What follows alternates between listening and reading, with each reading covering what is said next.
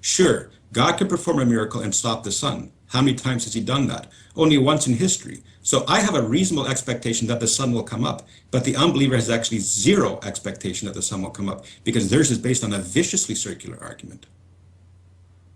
I think you actually mean that he stopped the Earth from rotating, not he stopped the sun. Well, yeah, that's right. That's a technicality. But yeah, it's a technicality that shows how demonstrably stupid what you just said was. And it comes in 3 tiers, saving the best for last. Tier 1. The Earth rotates, well, once in 24 hours. That means in a day, in this frame of reference, if you were standing on the poles, you haven't moved at all. However, if you're on the equator, that means that you've moved about 24,000 miles in 24 hours. That's about 1,000 miles an hour, give or take half of that at the temperate latitudes where Si says these people were when God stopped the Earth. Now, people tend not to notice that 500 miles an hour because the Earth is rotating with them. However, if someone were to stop the Earth, as Si says is technically correct, then you would notice that 500 miles an hour very quickly indeed. I mean, just to give you a little perspective on this, the US performed a test of a phantom jet hitting a wall used for a nuclear reactor at 500 miles an hour to test its physical properties. Yep, Si, I think if God did technically stop the Earth, as you said, it would have been a far more effective way and a far quicker way of wiping out life on Earth than that flood thing. Tier 2.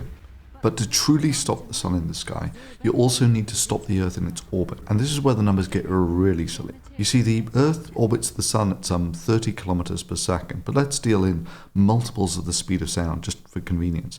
When technically the Earth stops rotating, that means that everyone at the temperate latitudes will all of a sudden be doing this, but at about 10 times faster. That's at about the speed of sound.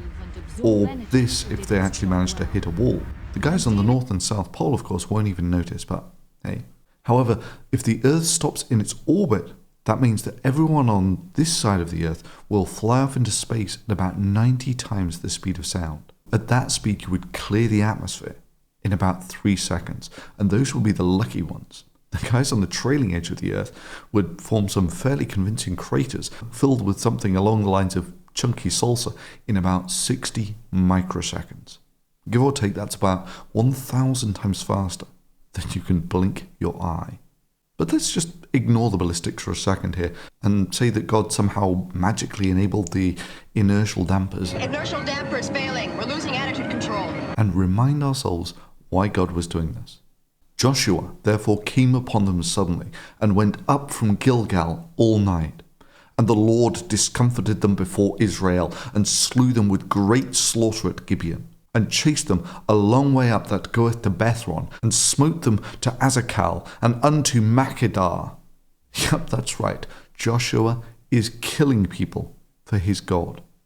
And it came to pass, as they fled before Israel, and were going down to Bethron, that the Lord cast great stones from heaven on them, unto Azekah, and they died. There were more which died with hailstones than they who died of Israel slew with the sword. Yep, that's right. God manages to kill more than the Israelites through the inspired military and technological genius of throwing rocks at them.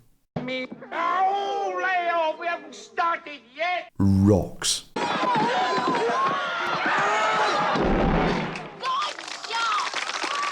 Then spake Joshua unto the Lord in the day, when the Lord delivered up the Amorites before the children of Israel. And he said in the sight of Israel, Sun, and thou still upon Gibeon, and thou, moon, in the valley of Ajalon. And the sun stood still, and the moon stayed, until the people had avenged themselves upon their enemies. Is not this written in the book of Jashar? So the sun stood still in the midst of heaven, and hastened not to go down about a whole day.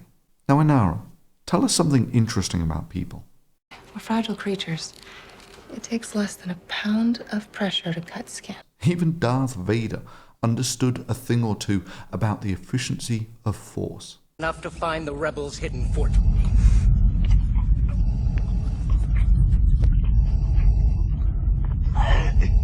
I find your lack of faith disturbing. Enough of this. Vader, release him. As you wish.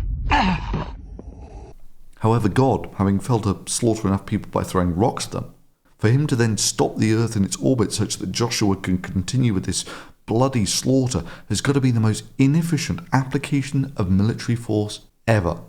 And this is the third tier. I mean, just to convey how utterly strategically stupid this is a Saturn V rocket. It's about 500 tons, 450 of which are fuel. And that could get several tons to the moon and return about 1% of that mass, that's about 5 tons, to Earth. Now, rocket fuel has about the same energy density as high explosive.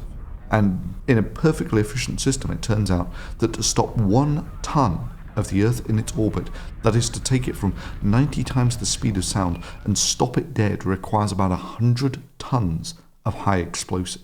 Oh yeah, there's a lot of energy in the Earth orbiting the Sun. The practical upshot is for God to stop the Earth in its tracks, as Sai thinks he did. He expended about the same energy as 100 times the Earth's mass in high explosives. And this is directly after the verse where God is trying to kill these people by throwing stones at these fleeing people. And even at that, he only manages to kill slightly more people than the bloodthirsty mob of religious savages perpetrating their religious genocide. Interestingly enough, though, while Sai has no problem with this barbaric slaughter in the name of his religion, he seems to think that when others do it, it's some great evil. But let's say there's a religion that says flying planes into buildings is right. I'm not making that up. Is that right? There's no religion that says that, sir. Don't you remember 9/11? You were around, weren't you?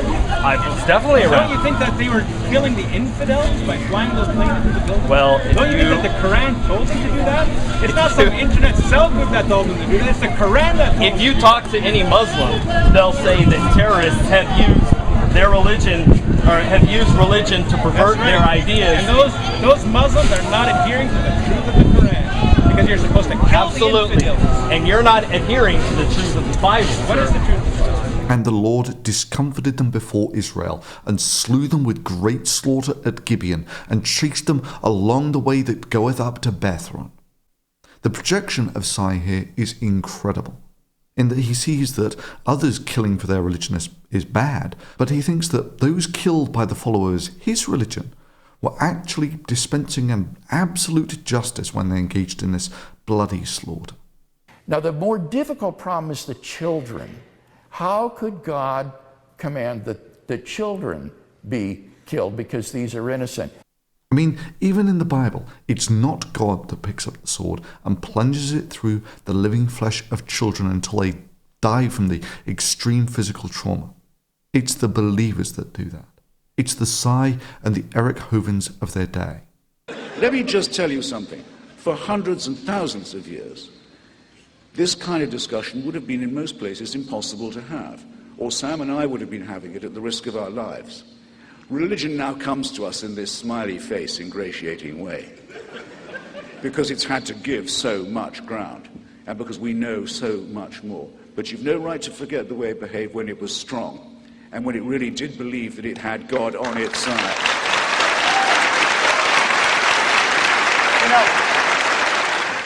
Tell me, Sai, if you had been part of Israel's army, slaughtering the children for God, what is the best way to kill a 10-year-old girl for God? A terrified 10-year-old shaking with fear at the blood-curdling screams of the other children being slaughtered, begging for her life, pleading to be spared, tears streaming down her cheeks, pleading not to be killed like her mom and dad, as mommy and daddy's blood drip from your sword.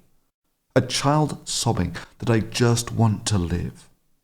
Now, current leading Christian theologians. We have the privilege to interview Dr. William Lane Craig, a first-rate intellectual that is regarded by many as one of the greatest defenders of the Christian faith of our time. Are quite clear on this matter, that it would be absolutely immoral to spare the life of this child. And I think you can make sense of this through a divine command morality, which says that our moral duties are constituted by God's commands, so that when He issues commands to us, these become our moral duties. Moreover, if you believe, as I do, in the salvation of infants or children who die, what that meant was that the death of these children meant their salvation. They were the recipients of an infinite good as a result of their earthly phase of life being terminated. So really, anyone who endorses this sort of slaughter, as in the Bible, as a moral action. There had to be another solution.